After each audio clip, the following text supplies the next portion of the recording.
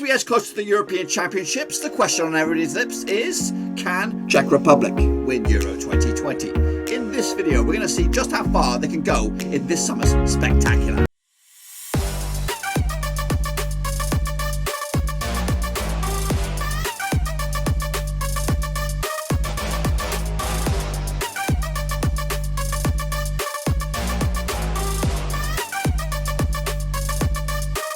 That's right, folks, back once again with another video. Today, it's all about Euro 2020 as we take a look at a nation's hopes of the tournament this summer. We'll see just how far they get, of course, in my eyes, when the tournament kicks off in June. We'll talk about that in a minute. Of course, a big shout out to the VIPs, the patrons behind the scenes. Thank you for your continued support. I do appreciate that, guys. And of course, if you want to join yourselves, check out the links down below, patreon.com/.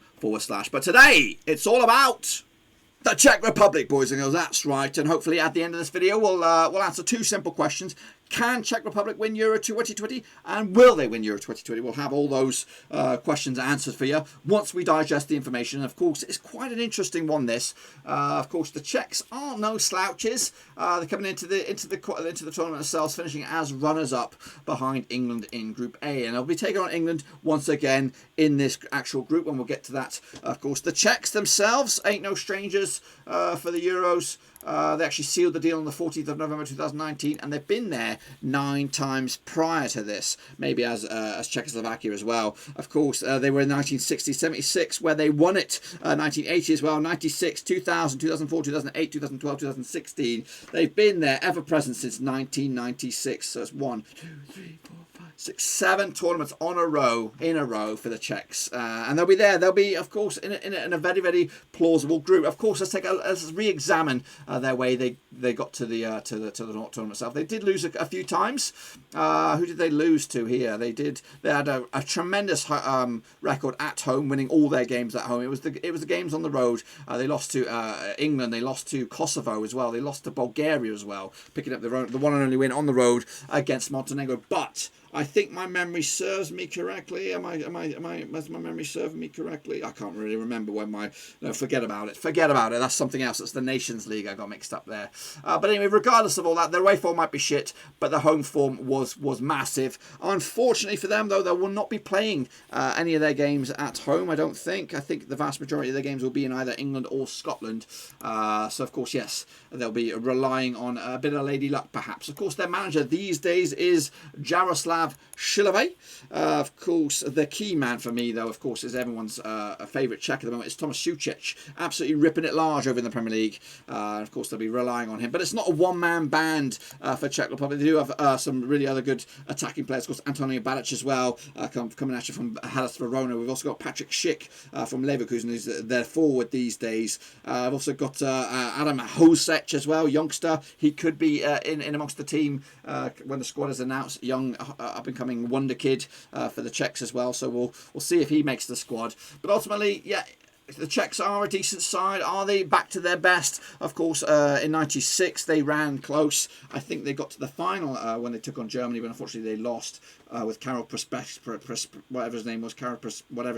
I can't remember his name. Przecki, I don't know. But it was an era of a golden generation back in 1996. Is it a bit of the same here for the Czechs as they enter 2020? Well, let's take a look at their record then, shall we, compared to the other nations of Euro 2020. They do ranked as high as, look at this, 18th. Better than Wales, better than Finland, but not as good as Austria or the Danes, of course. So pretty good. 3 defeats to the name, though. The 8 games that have been assessed. Of course, let's take a look at their potential passage to the latter stages. They are in Group D alongside their fellow qualifying nation, England, which they're very familiar with. And of course, they did beat in the qualifying campaign. They're also against World Cup finalist Croatia, and of course, the playoff winners, Scotland are in there as well. Their group matches look like this. Of course, they'll open up their campaign with a bit of a tricky one, a bit of an awkward one, I would say, up against Scotland, and it will be in Scotland as well. They'll follow that up on the 18th of June up against Croatia, and then they'll wrap it up with, of course, their old favourite against England as well. For me, their must-win game is their match day number 1, Scotland. And I think those two will be duking it out for that runners of that third place spot.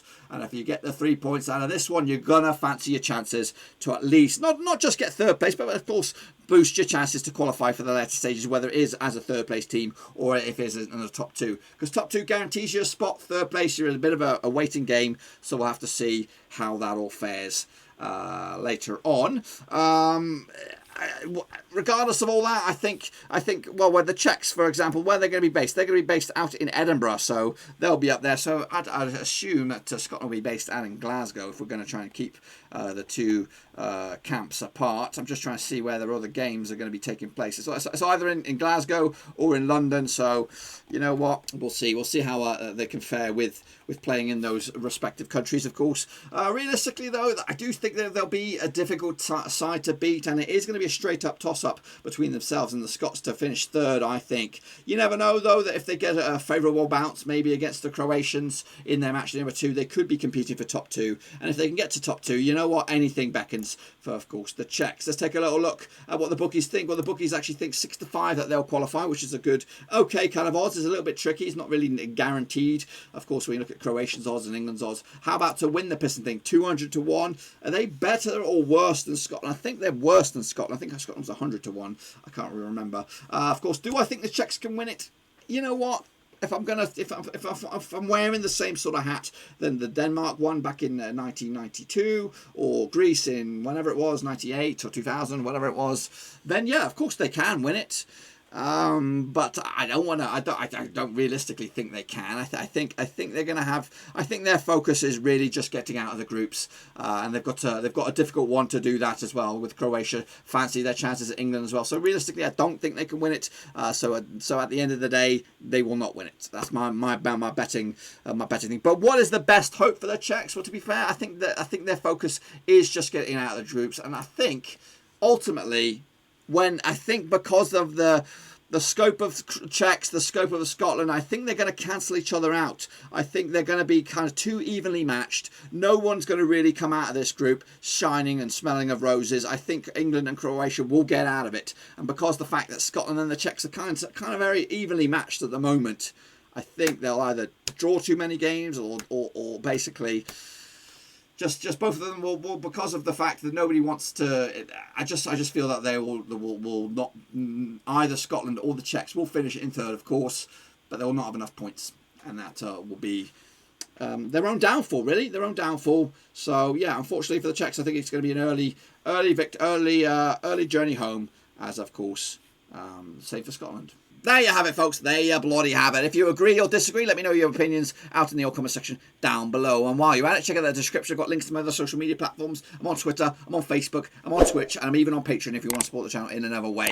Again, we'll be covering the tournament extensively over the summer. Of course, we've got watch-alongs, previews, predictions, of course, all of that stuff, and many, many more. So make sure you, of course, smash your subscribe. And while you're at it, give the video a big old fat thumbs up. Again, I'll see you all very soon for another one tomorrow. Until then, well, there you have it, folks. There you bloody have it, of course. We'll have exclusive coverage for Euro 2020 over on the channel. Of course, we'll have match previews, match reviews, of course, watch-alongs and all kinds of stuff, including predictions as well. No. Well, there you have it, folks. There you bloody have it. If you agree or disagree, let me know your opinions in the comment section down below. And while you're at it, check out the description. I'm on Twitter, Twitch. Well, there you have it, folks. There you bloody have it. Of course, if you agree or disagree, let me know your opinions out in the comment section down below. And while you're at it, make sure you check out the description. I've got links to my other social media platforms are on there. I'm on Twitter, Facebook, on Twitch as well. And if you want to check me out at Patreon, you can check that out as well. Also, exclusive and extensive coverage of Euro 2020 this summer on the channel. We'll have, of course, previews. We'll have predictions, of course, watch-alongs as well. And, of course, we might even get a reappearance of Cass, the predicting cat, the real cat, not DigiCass. But, of course, lots of stuff on the channel. So make sure you give the video a big old fat thumbs up while you're at it, and of course make sure you smash the subscribe. Until then, I'll see you all very soon for another one. Until then, I'm out.